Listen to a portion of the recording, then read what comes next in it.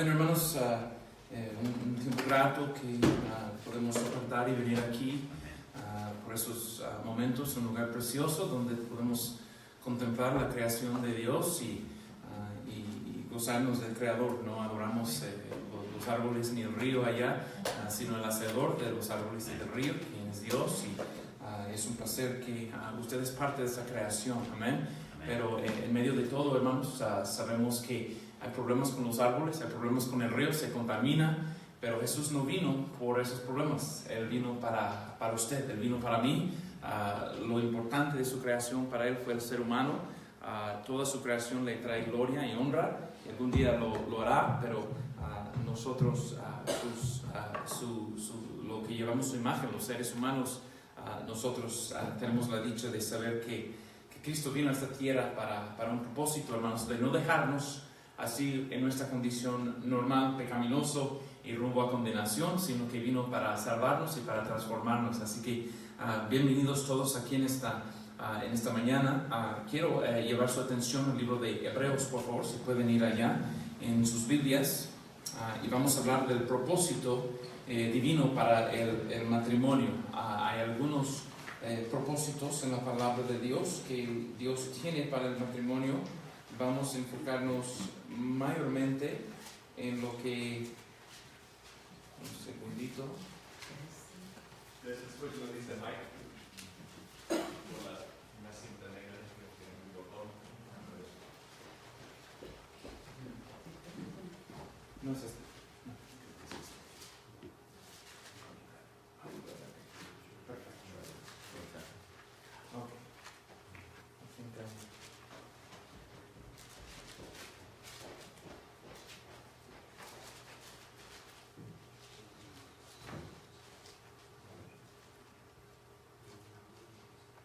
Un segundo, hermanos.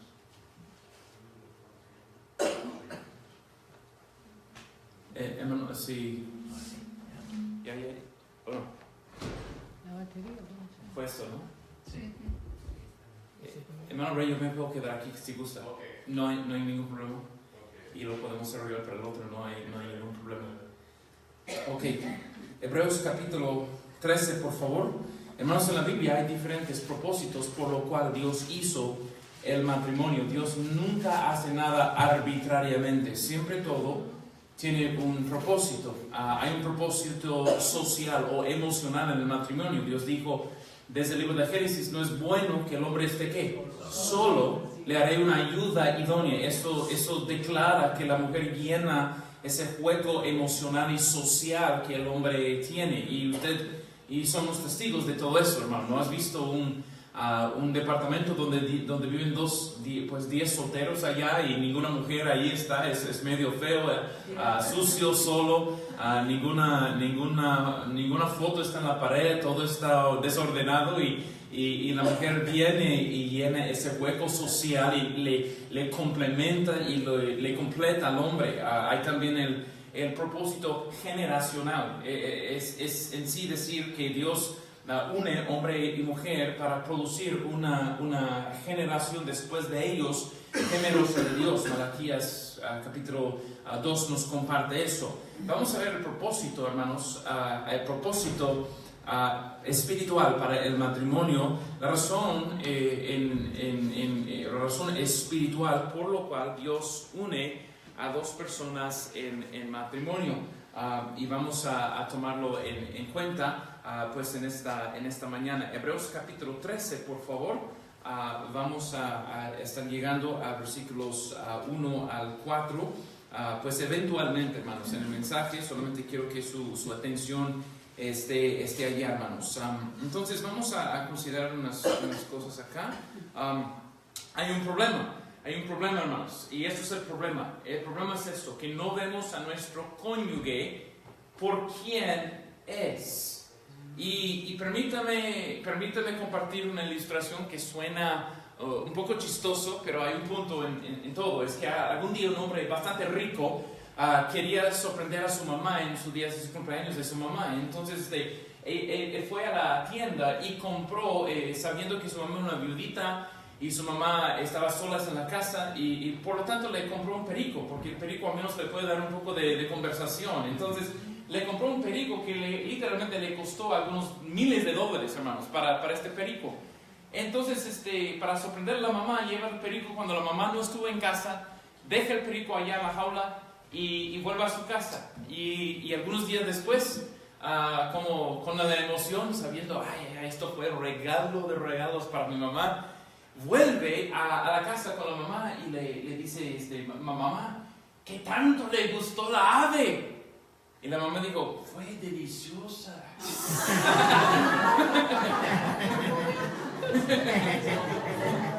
Como que eso no fue el propósito de ese perico. Y hermanos, es muy chistoso, pero a la par nos enseña que perjudicamos las cosas cuando no sabemos su mero propósito. Y muchos de nosotros simplemente entramos en el matrimonio porque estuve aburrido, quería salir de casa de mi mamá, pues yo tenía 25 años y mis hermanos se habían casado y pues yo necesitaba a alguien que me calentara tortillas, y la mujer dice, pues yo quería tener hijos y tenemos un montón de razones por lo cual nos casamos en primer lugar, pero ahora que años han pasado, muchos de nosotros vivimos desconectados, hermanos, del mero propósito por lo cual Dios nos unió en matrimonio al principio. Y eso es un problema. Y si no puedo ver el propósito matrimonial, entonces yo no puedo ver a Hannah con la manera, los ojos que Dios quiere que yo vea a mi esposa. Entonces, hermanos, hay un problema. No vemos a nuestro cónyuge por quién es. ¿Y cuál es la razón, hermanos? La razón es como dice aquí, vivimos desconectados de Dios, el hacedor del matrimonio. Y si vivo desconectado de Dios, quien es el hacedor del matrimonio, obviamente no voy a poder tratar a mi esposa, a mi cónyuge, de la manera correcta que Dios me diseñó para tratarla. Entonces, voy a estar comiendo el perico. ¿Entiendes, hermano? Voy a estar haciendo lo incorrecto. ¿Y cuál es el resultado? El resultado por vivir desconectado de Dios y no ver a mi esposa por quien es en mi vida, constantemente vivimos buscando ser servidos y estamos molestos cuando no lo somos. ¿Suena familiar en algunas casas aquí? ¿Ok? Número 3, hay un remedio. Vamos a miraremos el contexto del libro de Hebreos, capítulos 11 al 13, para hallar el propósito, o al menos el propósito espiritual del matrimonio. Permíteme compartir con usted el contexto general del libro de los Hebreos. Estos hebreos, son un grupo de cristianos con descendencia judía, hermanos. Entonces, estos judíos eran odiados por todo el mundo. Eran odiados por los gentiles por ser judíos y eran odiados por los judíos por ser cristianos. Entonces, muchos de ellos estaban bajo la presión de su familia religiosa de volver al templo y de regresar haciendo sacrificios, porque eso les hartaba a la familia. Así como cuando una persona musulmana se salva hoy día de su pecado, ¿no? Se convierte a Cristo, en muchos casos su bautismo es como su pena de muerte. Muchas veces sus familias no tienen nada que ver con ellos, hasta que su mismo papá o mamá en muchos casos le manda gente para matarlo, para ponerle presión para que ellos vuelvan a la religión musulmana. Y así pasó en la primera época entre los judíos. Cuando los judíos se convirtieron de judaísmo a Cristo, muchos de ellos, bajo la presión de su familia, ellos mismos estaban volviendo en veces a la misma religión que no les pudo salvar en primer lugar. Entonces, hermanos, el libro de Hebreos existe con ese propósito, y el lema del libro de Hebreos es Cristo es mayor. Cristo es mayor. En capítulo 1, Él es mayor que los ángeles. Amén, iglesia.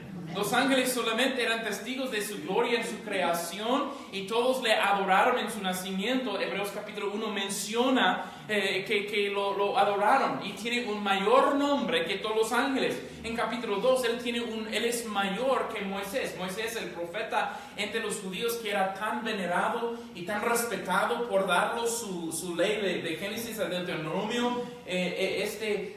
Moisés fue fiel en toda su casa, pero Cristo es mayor que Moisés, porque Moisés trajo una ley de condenación y Jesús trajo un mensaje de gracia, un evangelio salvándonos de la condenación que inculcó esa ley en nosotros. Amén, iglesia. Entonces Jesús es mayor que los ángeles, Jesús es mayor que Moisés, Jesús es también mayor que cualquier sacerdote del Antiguo Testamento, porque esos sacerdotes, ellos traían sus sacrificios continuamente y cada año sacrificando por el pecado de uno y luego para el pueblo, pero Cristo Jesús ofreció con un solo sacrificio, deshizo todo el sistema de los sacrificios del Antiguo Testamento con un solo sacrificio. El Cordero de Dios que quita el pecado del mundo ofreció un supremo sacrificio, no por pecado suyo, porque no tenía, sino por pecados nuestros. Y después de hacer ese sacrificio, Él se sentó a la diestra del Padre. Amén. Y por lo tanto, Cristo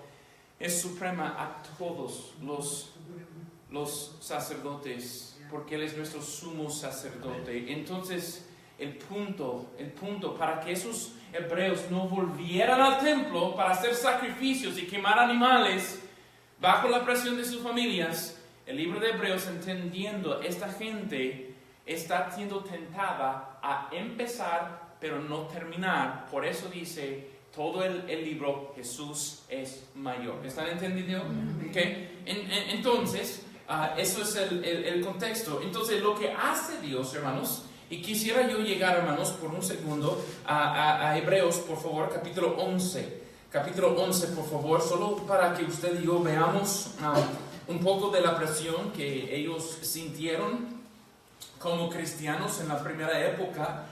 Porque la condición humana, aunque las circunstancias son diferentes, la tecnología ha avanzado, la tendencia nuestra es igual. Estos cristianos que recibieron esta carta eran tentados, hermanos, a evitarse, a dejar de seguir a Cristo y solamente para hacer cosas para acoplar con la familia. Entonces, ellos mismos necesitaban el ánimo, hermanos, el ánimo.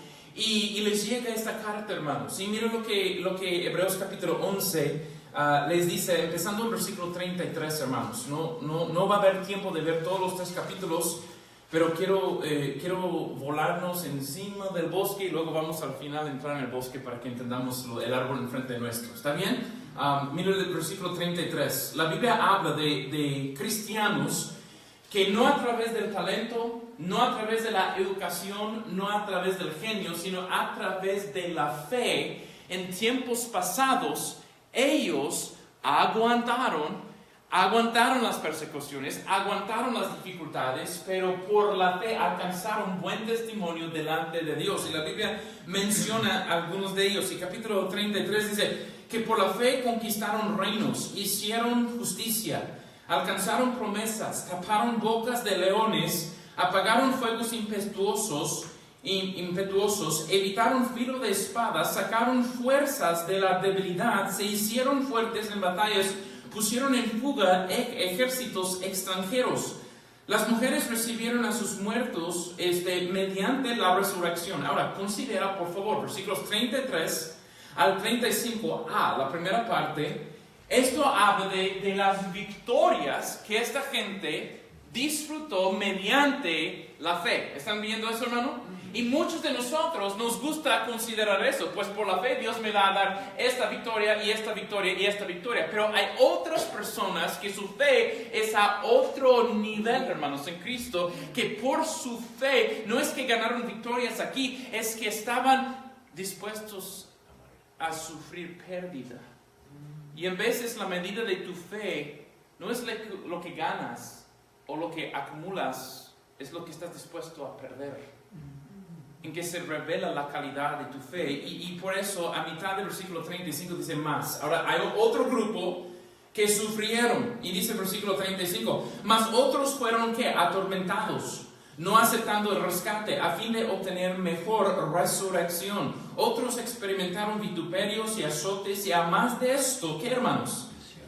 Prisiones y cárceles. Fueron apedreados, aserrados, puestos a prueba, muertos a filo de espada, anduvieron de acá por allá cubiertos de pieles de ovejas y de cabras, pobres, angustiados, maltratados, de los cuales el mundo no era digno, errando, dice, por los desiertos y por los montes y por las cuevas y por las cavernas de la tierra. Y todos estos, aunque alcanzaron buen testimonio mediante la fe, no recibieron lo prometido. Y ahora está Dios diciendo algo importante aquí que quiero que usted entienda antes de entrar en la lección matrimonial. ¿Okay? Hermanos, es esto. ¿Okay? Dios nunca ha limitado toda su obra en una sola generación. En sí, hermanos, es decir, que Dios ha puesto básicamente como una antorcha de fe en cada generación para que esa gente pueda correr con esa antorcha de la fe, y cuando ellos mueran pueden regalar esa antorcha de fe a la siguiente generación. Dios nunca se ha limitado a un solo pueblo, a una sola época, sino que su obra es a través de los siglos y a través de las personas, a través de las generaciones. ¿Me estoy explicando, hermanos? Entonces, toda esa gente en tiempo pasado, por eso entra en Hebreos capítulo 11 enseñándonos, miren, hay tiempo atrás que gente fue apedrada, gente fue aserrada, y ustedes hemos visto las historias tremendas de los mártires, hermanos, ¿no, iglesia? Que en lugar de ir a un estadio para mirar un clásico entre Barcelona y Real Madrid, los cristianos fueron al estadio para ser, hermanos, tirados delante de los leones, y los leones los devoraban, hermanos, y cuando los leones lo estaban devorando, ellos estaban exaltando el nombre de Cristo, ¿sí o no? Y para que usted y yo entendamos, realmente Kevin no está sufriendo nada comparado a estos. Necesito enriquecer mi fe, así esforzarme espiritualmente, considerando gente del pasado que me han dado una antorcha de la fe, la cual necesito usar bien. ¿Okay? Entonces, dice el versículo 40, proveyendo Dios alguna cosa mejor para nosotros, para que no fuesen ellos perfeccionados aparte de nosotros. Y cuando sufrimiento en la primera época, los primeros cristianos sufrieron, ¿no, iglesia? Para darnos el evangelio. ¿Cuántos otros, hermano, cuánta sangre fue derramada para que nosotros tengamos la bendita palabra de Dios? Amén. La versión Reina Valera, hermano, Casiodoro de Reina, un hombre que era un monje, se convirtió a Cristo, hermanos, y la misma iglesia católica lo quiso matar por haber traducido la palabra de Dios a nuestro español, hermanos. ¡Wow! ¡Cuánta sangre se ha derramado por gente a través de toda Europa para que simplemente tengamos una Biblia! Ahora lo bajas en una aplicación y ni lo valoras. Pero la Biblia costó su sangre, ¿sí o no? Sí. Y toda esta gente ha pagado un altísimo precio. Y ahora, hermanos, que nosotros estamos corriendo nuestra carrera, básicamente está diciendo, ánimos, porque ustedes ahora, la obra de ellos está siendo perfeccionado en nuestro tiempo. Entonces debemos de predicar con nuestros labios, ir con nuestros pies sin pensarlo, por causa del precio que otros pagaron en el pasado, porque estamos en una carrera. Y por eso, entrando en capítulo 2, hermanos, el autor de los Hebreos asemeja lo que es la vida cristiana con algo, como acabo de mencionar, y vamos a verlo. Capítulo 12, versículo 1. Por tanto, nosotros también, teniendo en derredor nuestro tan grande nube de testigos, despojémonos de todo peso y del pecado que nos asedia, y corramos con paciencia la que, iglesia, la carrera que tenemos. ¿Por dónde, hermanos? Por delante. Otros corrieron esa carrera atrás, y ahora nosotros tenemos una carrera. ¿Por dónde, iglesia? por delante. Así que nadie va a correr una carrera mirando hacia atrás. Necesitas mirar hacia adelante. Pero considerando, hermanos, que en el cielo, Dios, para que nosotros sigamos corriendo y que terminemos bien nuestra carrera, Dios ha puesto ánimo celestial, hermanos. Ánimo celestial. Permítame hacer un time out por un segundo, hermanos, ¿ok? ¿Importa empezar si no voy a terminar? No. De verdad, hermano, en ninguna manera. Yo me acuerdo, me empecé a fascinar con el fútbol soccer, hermanos. Yo nací con el otro fútbol americano, con ese balón en la mano, hermanos. Pero el fútbol soccer, hermanos, me acuerdo en 2006 y México contra Argentina. Y dije, no, estos mexicanos van a destrozar. Y en los primeros minutos metió gol México. Y perdieron. Después metió gol Argentina tiempo después, fueron a sobretiempo y Maxi Rodríguez hizo un golazo en contra de México con el pie izquierdo y luego escuché a un mexicano decir lo que siempre dicen en el mundial: juegan como nunca y pierden como siempre, ¿no? Y digo eso por ser mexicano, puedo decir eso, hermano. Pero considera, ¿realmente importaba que México metió gol en el primer minuto? No, nadie recibe ningún trofeo porque estaban ganando en el primer periodo, hermanos. Lo que cuenta es quien al final gana. Hermanos, muchos empiezan la carrera cristiana y no la terminan, ¿sí o no? El mismo diablo que te tienta a no venir a la iglesia, a cerrar tu Biblia, a no continuar caminando con el Señor. Él es alguien que empezó bien y terminó mal. Él guiaba las adoraciones en el cielo, hermanos, pero él mismo algún día absorbió toda la gloria de eso y causó una rebeldía en contra de Dios mismo, hermanos. Aquí tenemos en la palabra de Dios hombres como Sansón. Sansón empezó con fe, Sansón empezó por sus padres, liderado por ellos, pero terminó suicidándose. Y hermanos, tenemos también Saúl entre los profetas, ¿no? Saúl empezó su reinado con temor, con humildad, y terminó su vida otra vez suicidándose, hermanos, y consultando brujos, hermanos, para luego querer matar a David. Empezó bien, sí. Terminó mal. En los últimos de las Olimpiadas en México, creo que el año era 68, en el DF, hermanos, cuando hacían las Olimpiadas allá, un evento allí se hace el maratón. El maratón es una carrera muy larga de unos 26.2 o 3 millas. Y atletas de todo el mundo vienen allí para competir en ese maratón. Y un corredor del país de Kenia llegó y todos empezaron, y él fue de los favoritos que pensaban, porque los de Kenia son tremendos atletas.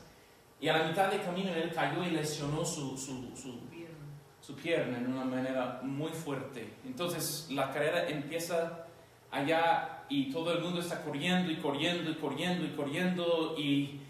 cuando el que ganó su medalla de oro se eruptó, hermanos, el estadio en aplauso. Y el medal de plata igual del medal de bronce. Pero el aplauso más fuerte fue reservado para el quien perdió.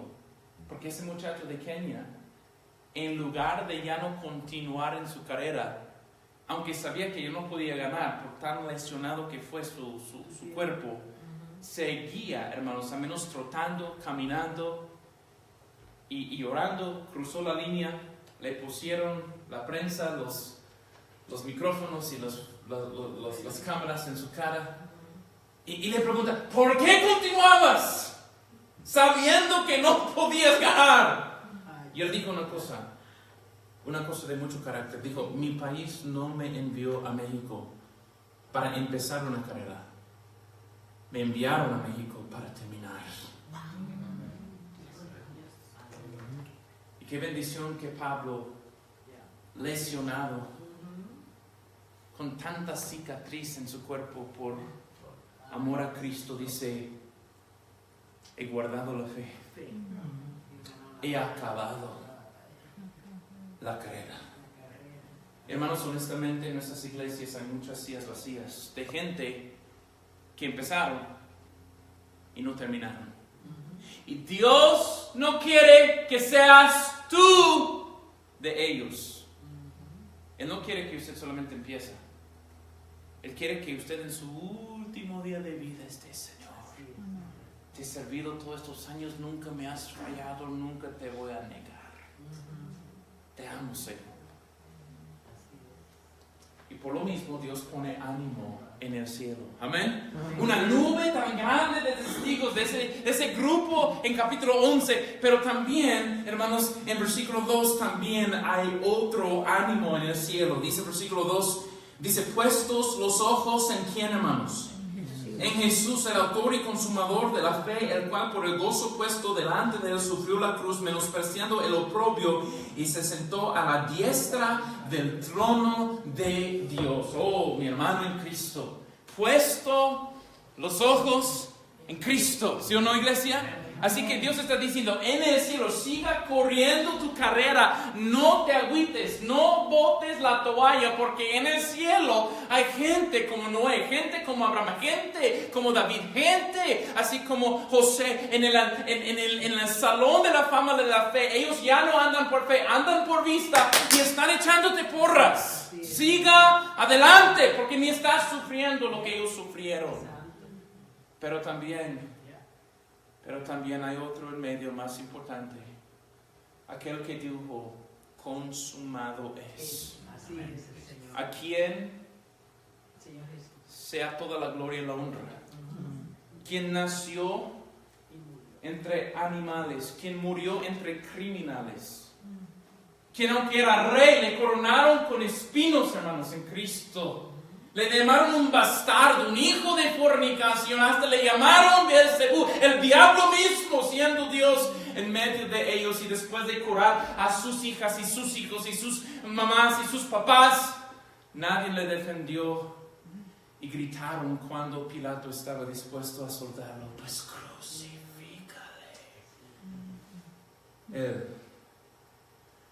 El que fue a Jerusalén no para celebrar una fiesta religiosa como los demás, pero el que fue a Jerusalén con lágrimas diciendo, Jerusalén, Jerusalén, y se hubiera juntado bajo de mis alas, como a la gallina sus polluelitos. Pero no quisiste. Y ese no quisiste era algo tan fuerte para Cristo, porque le costó, le quería decir 3 clavos, una cruz, un oprobio tan grande. Pero Cristo Jesús terminó su carrera. Amén. Y sí, junto con lo que es, se puede decir, la maleta de cristianismo, va a haber oprobios, pero el final de la carrera es ver aquel. Es ver aquel que conquistó todo enemigo en contra, y Él es el consumador y el autor de la fe. Amén, iglesia.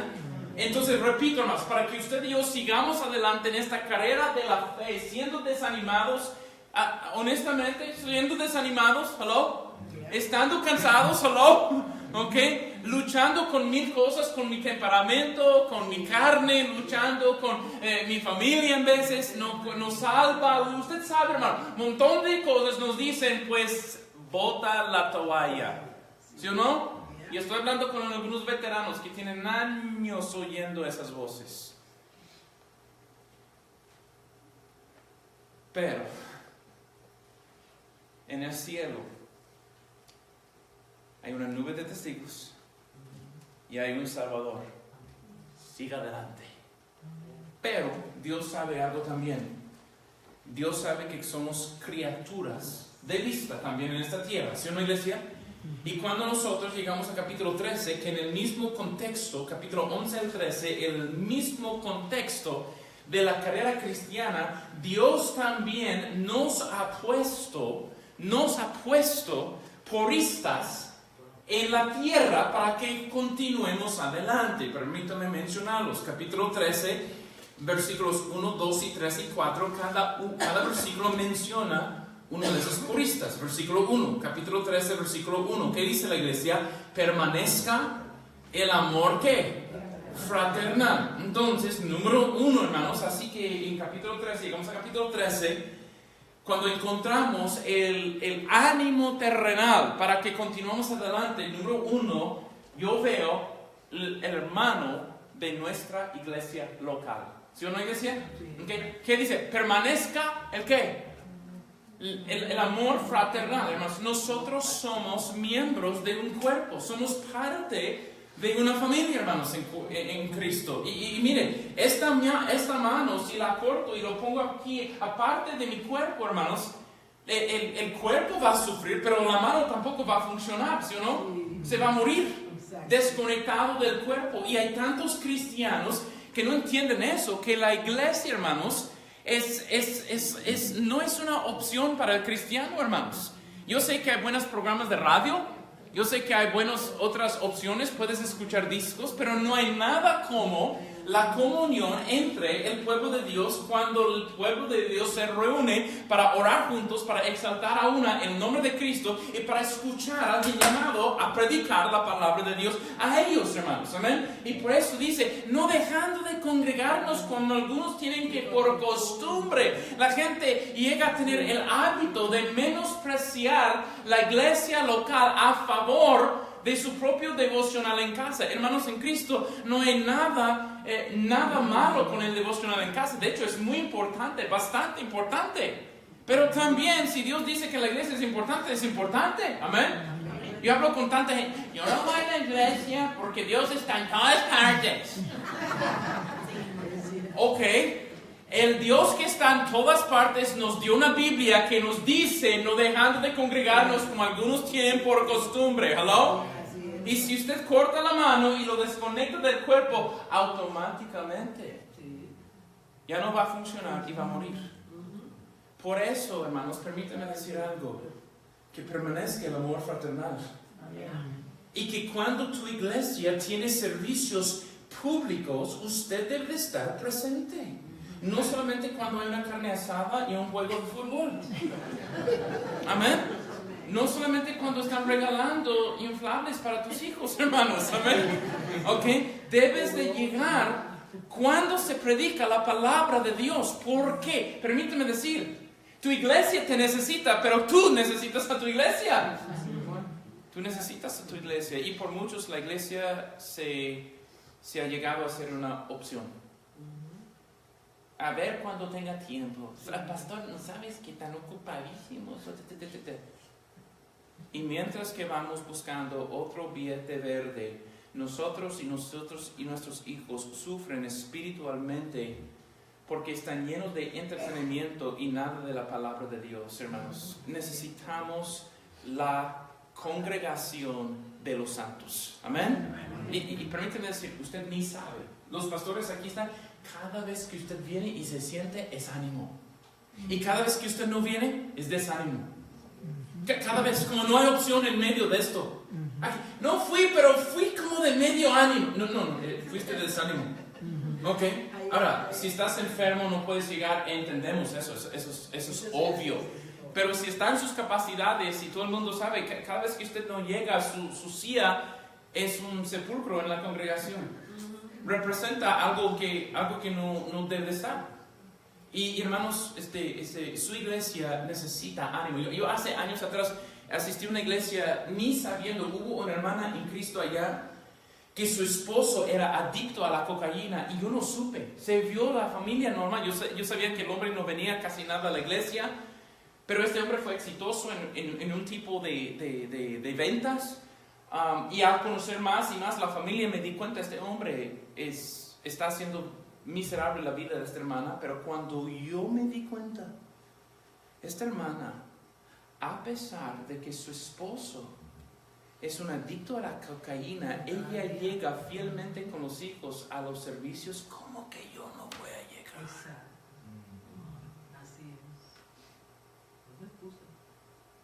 Permanezca el amor fraternal. El hermano con quien puedes convivir porque él es parte de tu congregación local.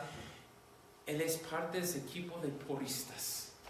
Y hermano, permítame decir, ¿no te ha pasado esos miércoles que estás medio fatigado y tu carne está diciendo, quédate en casa con un champurrado, con un pan dulce y no vayas? ¿Sí o no? Sí, es verdad. Pero algo te dice, no, de todas maneras yo voy a ir a la iglesia.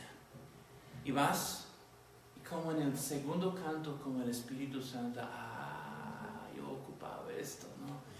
Y el pastor, aunque predicó algo sencillo, como era exactamente para ti, y vuelves a casa y ni te acuerdas del cansancio que tenías antes de entrar en el culto. Exacto.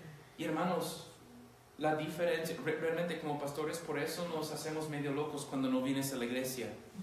Porque sabemos, el cristiano que se retira de Dios, su primer paso es siempre faltar cultos. Siempre es eso, en todo.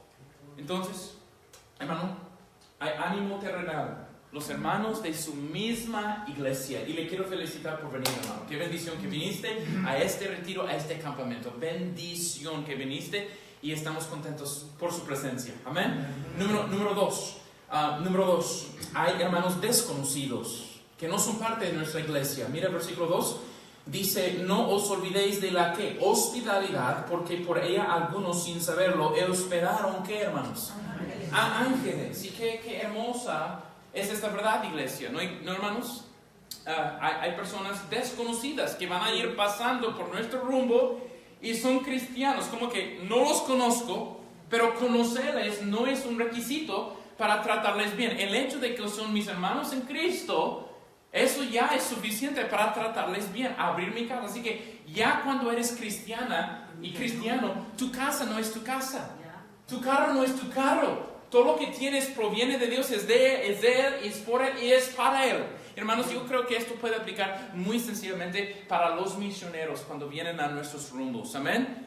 Cuando misioneros pasan, y estoy muy agradecido, hermano, con la iglesia de Brookside, nos han tratado, pero de primera. Gracias, Pastor Peña, por el excelente hotel. Hemos disfrutado la convivencia, hermanos, nos han tratado de excelencia aquí en el camp. Hermano, estamos agradecidos, amén, agradecidos. Pero permíteme decir, hermanos, debe de haber una pelea en cada iglesia constante. ¿Quién va a hospedar a los misioneros cuando vienen? Amén. No, pastor, a nosotros nos toca, hermano. Si hay algo que hemos visto en nuestra iglesia, hermano, nuestra iglesia que tomamos hace años atrás estaba yendo hacia abajo. Y tuvimos un solo misionero que estuvimos sosteniendo. La iglesia no tenía la visión correcta sobre los misioneros. Y el misionero era como alguien que venía, pero qué bueno, y se fue por su camino. Y a través de los años y los campamentos, las conferencias misioneras, empezamos a añadir misioneros. Y crecimos de apoyar un solo misionero a 23 misioneros, hermanos. Y en conferencias invitábamos a misioneros, hermanos, y diferentes hermanos misioneros quedaban en diferentes casas. Y sabes que cada vez que alguien hospedaba a un misionero, siempre el ánimo entra. Hermano, en mi casa ha sentado un misionero Juan Iglesias que dejó un tremendo negocio aquí. Él fue hondureño, vino por acá, se convirtió a Cristo. Dios levantó un negocio, estaba ganando buen dinero. Pero Dios le llamó a volver a su Honduras, hermanos, y entregó el negocio y todo, y estaba en diputación para llegar allá a Honduras, hermanos, a Lempira, y él se sentó en nuestra mesa hasta la fecha, hermanos. Mi fe, cada vez que pienso en el hermano, mi fe es enriquecido por haberle hospedado, hermanos. Uno busca ser de bendición, pero uno es bendecido a cambio, hermanos, amén. Misioneros como Jorge Rocha, que Dios ha levantado para avanzar la obra misionera en San Luis Potosí, en México, hermanos, excelentes hombres de Dios. Y ha sido una dicha, hermanos, tener esos siervos de Dios. Hermano Arnulfo Olivo, sirviendo a Dios en Panamá, siendo un mexicano de Monterrey, fue a Panamá para predicar la palabra de Dios. Él ha estado en nuestra mesa. Hermanos, que gente cristiana venga de otras partes, invítalos a tu casa. Amén. No solamente busca ser servido, pero busca servir. Y cuando tú escuchas su sacrificio, que ellos están dispuestos a dejar cosas y sacrificar cosas que nosotros no estamos dispuestos a sacrificar, y los tenemos en nuestra casa, le damos una pequeña ofrenda de amor y una buena comida. Oh, mi hermano, escucha, con ambos oídos tu fe será enriquecida. Amén. Número 3, versículo 3. Dice, acordaos de quién. De los presos. Hay cristianos con quien no podemos tener convivencia porque ellos están pagando un precio por su fe que nosotros no estamos pagando actualmente.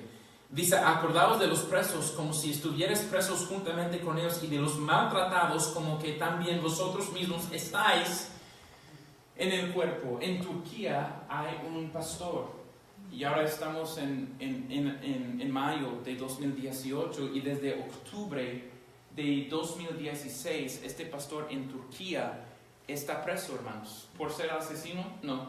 ¿Por ser violador? Tampoco. Por predicar la palabra de Dios. Y ese país islámico de repente cerró las puertas, lo declaró un criminal y lo tienen preso. Hermanos en Cristo, la cosa tan fácil para nosotros, que tenemos nuestra libertad, que estamos sentados en sillas acolchonadas y en control de hasta la temperatura en nuestros autos, hermanos en Cristo. La cosa tan fácil entre todas nuestras comodidades americanas es olvidarnos de gente que está pagando un horrible y alto precio por la fe que nosotros decimos tener. Y no se olviden de ellos. Ore por ellos, y cada vez que oras por ellos algo pasa en ti también. Te das cuenta, yo no puedo botar la toalla porque si ellos están sosteniendo el mecate de cristianismo desde una cárcel, yo lo puedo hacer desde mi casa. Y ahora, hermanos, para concluir, versículo 4. Y dice, pastor, yo pensaba que esto fue retiro de matrimonios y no hay nadie. Hasta el último, hermanos. Hasta el último. Versículo 4. Versículo 4. Hay otra purista. Hay otra persona que Dios ha colocado en nuestra vida con un fin, con una meta divina, para que terminemos bien nuestra carrera. Dice, honroso sea en todos el que, mi hermano, y el hecho sin mancilla, pero a los fornicarios, a los adúlteros, los que los juzgará Dios. Entonces, hermanos, Hebreos capítulo 13, versículo 4, Dios nos ha dado nuestro cónyuge para servir como el ánimo más personal para perseverar en la carrera de la fe. ¿Está viendo, hermano? Ahora, si usted no sabía por qué estás casado, esto es la razón en la Biblia por qué estás casado si eres cristiano. Ahora, si usted no es cristiano, le vamos a invitar a recibir a Jesucristo. No por obras, no por bautismo, no por religión, por fe. Reciba a Cristo por la fe. Venga a Él, no como una persona moral o buena o religiosa. Venga a Cristo con tus mentiras. Venga a Cristo con tus maldades, con tus maldiciones, con todo lo malo que ni quieres que nadie se dé cuenta de ello. Y venga, no a un bautisterio para ser bautizado, sino venga a una cruz donde por fe puedes recibir la gracia de un Salvador que murió con brazos abiertos. Quien dijo, Padre, perdónalos porque no saben lo que hacen. Amén. Ahora, por ustedes, que gran mayoría de ustedes son cristianos, ahora que eres cristiano, pues que nos caiga el 20, hermanos. Amén. Que nos caiga el 20. ¿Por qué estoy casado? Pues con este viejito solamente porque... Ahora sabes por qué, ¿sí o no? Con esta mujer como que... Yo vi a mi suegra hace años y sabía que iba a convertirse en como mi suegra, y los años pasaron exactamente. ¿Por qué estoy en esto? No, hermano. Tu esposa existe y tú existes para ella, para que ambos puedan terminar bien la carrera de la fe. ¿Están viendo eso, hermano? Y permítame mencionar algo aquí. La palabra honroso es una palabra de adoración. Amén. Que quiere decir que cada momento juntos en el matrimonio es un momento de Dios. It's a God moment. Cada momento en el matrimonio. Esos momentos especiales cuando el hombre pide la mano y cuando están en el altar, cuando nace el primer bebé. Esos son momentos. ¡Wow! Pero hermano, honroso. Amén. Adoración, digno de adoración. por el hacedor del matrimonio. Hermanos, el hombre nunca hubiese inventado matrimonio. Porque lo vemos lo que hace el hombre hoy. El hombre inventa fornicación, hijos ilegítimos, homosexualidad y la pornografía, las cosas más perversas, ¿sí o no? Eso es lo que el hombre inventa. El hombre nunca hubiese inventado un pacto sagrado, porque el hombre no es sagrado, hermanos. Por eso tenemos que entender, Dios es quien tuvo la idea.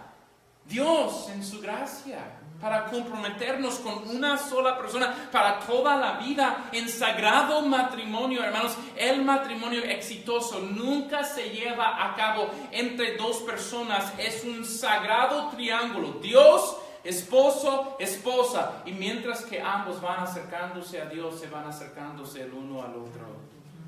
Honroso sea en todos. Adoración es matrimonio. Y permíteme decir algo, hermanos. Quizás esto va a ser un poco sensible, pero permíteme decirlo. Okay. La Biblia aquí menciona la vida íntima. ¿Sí o no, iglesia? En el matrimonio. Okay. Y dejemos de fingir en algo. Okay. Nosotros hemos dividido la vida en diferentes departamentos, ¿no? Hay la vida de los hijos, hay la vida de la salud, la vida económica, la vida esta y luego la vida íntima. Varón, hermana, deje de fingir que todo está bien menos la vida íntima y que todo está bien. ¿Entendiste? Cuando las cosas no están bien en cama, se puede decir, las cosas no están bien. ¿Escuchaste? Y algunos de ustedes tienen semanas durmiendo en la sala. ¿Están entendiendo? Algunos de ustedes tienen años sin compartir un beso. ¿Besas, hermano, el perro alemán todos los días? ¿Besas, hermana, el gato? Pero entre sí, ustedes mismos, hermano, he pasado por las calles en México, en cada esquina hay dos jóvenes allí lamiendo las caras y es una tristeza que como solteros, ¿cómo eran? Y eran como casados los más aburridos en cuanto a romance. Hermanos, permítanme decir, el romance matrimonial o la vida íntima no fue creado solamente para procrear hijos. Algunos de ustedes tienen esa misma mentalidad. Es para disfrutar. Es para facilitar la unión emocional también y espiritual. Algo enorme pasa cuando el hombre y la mujer disfrutan ese acto, hermano. Amén. Y hermano, no estés fingiendo como que las cosas en esa área no están bien, pero lo resto del matrimonio, everything's cool. No funciona así, hermano. Porque cuando una mujer siente que no es apreciada en esa área de la vida, ella no está emocionalmente completamente a tu lado, empieza a criticarte y luego ahora entran pues una competencia. Y permíteme ser un caballero aquí, hermanos. Pero algunos de ustedes hombres, que el romance empieza a las 11:30 y termina a las 11:32.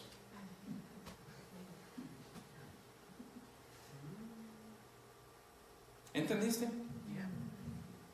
Y le maltratas y le ignoras todo el día, ni le das gracias por la comida, ni le... ¿Cómo fue tu día, mi amor? Bien, ¿por qué preguntas? ¿Por qué tantas preguntas? Déjame en paz, estoy cansado. Y solamente allí con su adicción electrónica. Y luego esperando algo a las 11:30, porque le conviene. Pero lo que el hombre no entiende es esto. El acto para el hombre es sumamente físico. Para la mujer es algo mucho más emocional. Para el hombre el acto es en un cuarto por un tiempito y es físico. Y para la mujer es algo emocional, es algo verbal, es algo de consideración y es algo de todo el día. Amén. Y cuando la mujer no siente amada y apreciada emocionalmente, ella no le va a interesar o no le va a gustar el acto físico cuando acontece. ¿Están conmigo, hermanos? Y aquí, hermano, mire, cuando hay problemas en esta área de la vida, según el apóstol Pablo, esto va creando una tentación en el hombre y la mujer. Dice, a causa de las tentaciones, a causa de las fornicaciones, cada mujer tenga a su marido y cada marido tenga su propia mujer, ¿sí o no? Así que en este cuarto, la persona que más me guarda de tentación satánica es mi esposa. ¿Están conmigo, hermano? Dice, y no debe haber ninguna pausa en la relación sexual, a menos si es por un tiempo de ayuno espiritual. Pero dice, venga a unirnos otra vez, para que Satanás no os tienta a causa de vuestra incontinencia. Hermanos, Satanás es muy astuto, ¿sí, una iglesia? Es lo que hace Satanás. Antes del matrimonio te tienta a tener un montón de relación sexual. Y después de decir I do, y con un anillo en la boca, en un anillo en la mano, te tienta a decir nunca tengas relaciones sexuales. Interesante, hermano. Así es el chamuco. Y algunos de nosotros estamos haciendo un tremendo caso al enemigo. Y mire, hermanos, varones, en esta época de tecnología, cuando cosas perversas pueden estar delante de tus ojos en cualquier segundo, tu esposa no es tonta y ella sabe, si no estás buscando con ella, estás buscando en otras partes. ¿Entendiste, hombre? Ahora permíteme decirle a usted, mujer, algunas de ustedes son un hielo, hermanas. Como el hombre llega y quiere ser el Latin lover y quiere llegar a la casa y al amador latino y le da una... Pues, ¿por qué me tocas? ¿Quién te crees? Y como que le apagas. Y como, eso es para los jóvenes, no nosotros. Y si no me compras esos zapatos que yo quiero, nada, tienda cerrada.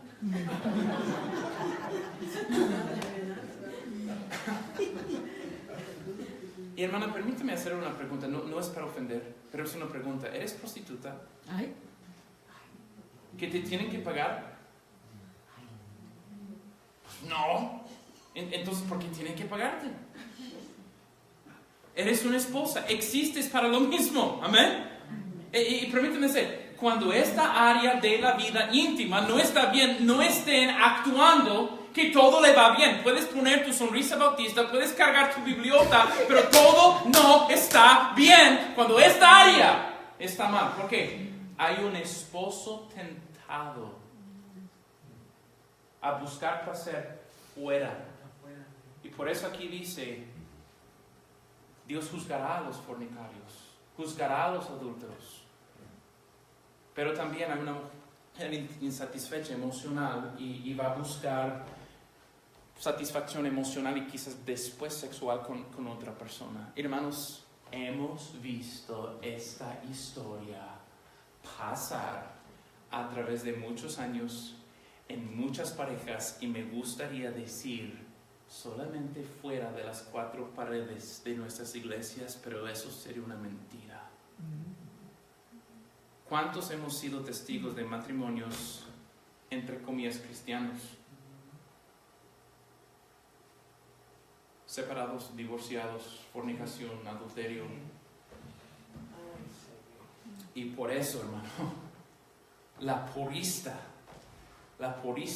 en la tierra, número 4, que comparte y específicamente con relación a la vida íntima, el esposo, la esposa, Dios usa este acto tan placentero, tan unificador y tan espiritual para mantenerte juntos en la carrera. Amén, iglesia. Amén. No menosprecies a tu cónyuge. Agradécele, porque particularmente la intimidad nos protege de ser descartados de esta carrera. No es, hermano, ni eso es para hacer invitación, ¿okay? este tipo de mensaje no se, este mensaje no se aplica en el altar. Se aplica esta noche en tu casa, en tu cama. ¿Están conmigo? Ok, pues disfrútense. Amén. Disfrútense, hermanos. No es un crimen. Dios es el diseñador de los labios que besan. Amén. Dios es el diseñador de romances. Dios es un romántico, de hecho, hermanos. Hay un libro llamado Cantares. Amén. ¿No has leído Cantares? Hermano Eddie, yo era soltera cuando abrí Cantares y estuve sudando con lo que es. Esto está en la Biblia. Hasta esto. Y ahora me doy cuenta. ¿Por qué? Porque como casado me doy cuenta. Si Dios es interesado en romance matrimonial. Amén. Así que esas cosas, no es que eso es espiritual, eso no es, no, todo es espiritual. Y así debemos de continuar adelante. Mi pregunta es, ¿has visto el propósito por lo cual usted tiene su esposo y usted tiene su esposa? Vamos a orar. Padre, ayúdame a mí a hacer un ánimo espiritual a mi esposa. Ayúdale a ella a ver a Cristo en mí, Señor, y en las áreas de mi vida donde eso no es una realidad, Señor. Que eso cambie. Señor, transfórmanos. Señor, ayúdenos, mi Dios.